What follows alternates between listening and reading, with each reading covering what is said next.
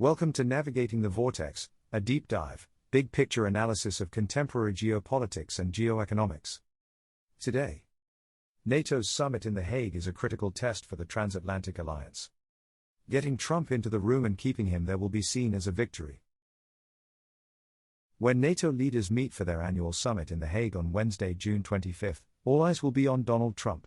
Not only is the 47th President of the United States less committed to the alliance than any of his predecessors in NATO's 76-year history, but he has also joined Israel's war with Iran, threatened regime change, and then brokered a ceasefire between Tehran and Tel Aviv.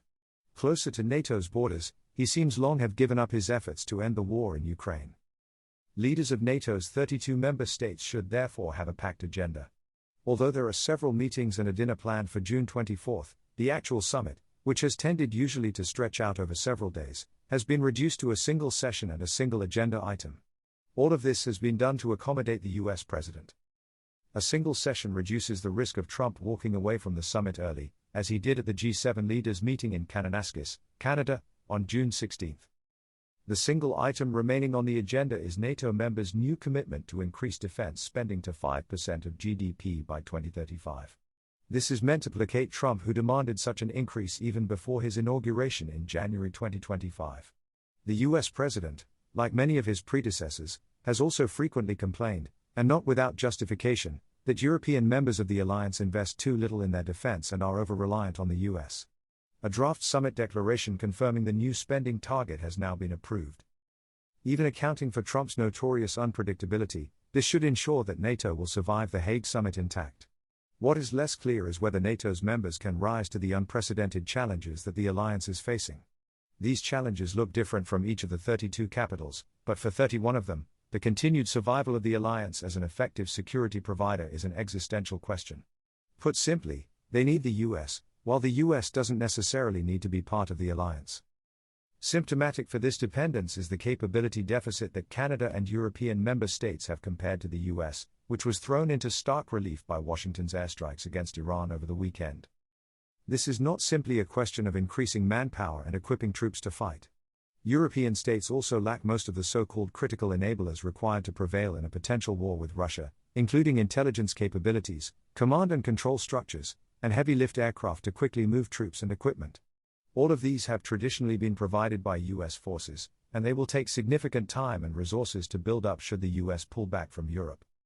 For now, Russia is tied down in Ukraine, which will buy time. And the 5% commitment, even if not all member states will get there quickly or at all, is likely to go some way to mobilize the necessary resources for beefing up Europe's defenses. But time and resources are not limitless. And it is not yet clear what the American commitment to Europe will be in the future and when and how it will be reduced. Nor is it completely obvious what kind of war Europe should prepare for. Russia's aggression against Ukraine is both a very traditional war of attrition and a very modern technological showdown. A future confrontation with the Kremlin is initially likely to take the form of a gray zone conflict, a state of affairs between war and peace in which acts of aggression happen but are difficult to attribute unambiguously and to respond to proportionately. This has arguably already started with Russian attacks on critical infrastructure across Europe. But as the example of Ukraine illustrates, gray zone conflicts have the potential to escalate to conventional war. In February 2022, Russia saw an opportunity to pull Ukraine back into its sphere of influence by brute force and launched a full-scale invasion, hoping to capture Kyiv in a matter of a few days. This turned out to be a gross misjudgment on the Kremlin's part. And 3 years on from that, and partly as a consequence of it, the possibility of a nuclear confrontation can no longer be ruled out either, if frequent Russian threats to this effect are to be believed. Key members of the alliance are unequivocal in their assessment of Russia as an existential threat to Europe. This is evident from the UK's Strategic Defence Review and a new strategy paper for the German armed forces. Yet, it is not a view unanimously shared. Trump's pro-Putin leanings date back to their now infamous meeting in Helsinki when he sided with the Russian president against his own intelligence services. In Europe, long-term Putin supporters Viktor Orban and Robert Fico, the prime ministers of EU and NATO members Hungary and Slovakia, have just announced that they will not support additional EU sanctions against Russia. Hungary and Slovakia are hardly defense heavyweights, but they wield outsized institutional power that can disrupt nascent European efforts both within the EU and NATO to rise to an unprecedented challenge. Never before has Europe been confronted simultaneously by an increasingly existential threat posed by an ever more aggressive Russia and by an erstwhile American ally withdrawing from its 80-year commitment to securing Europe against just that threat.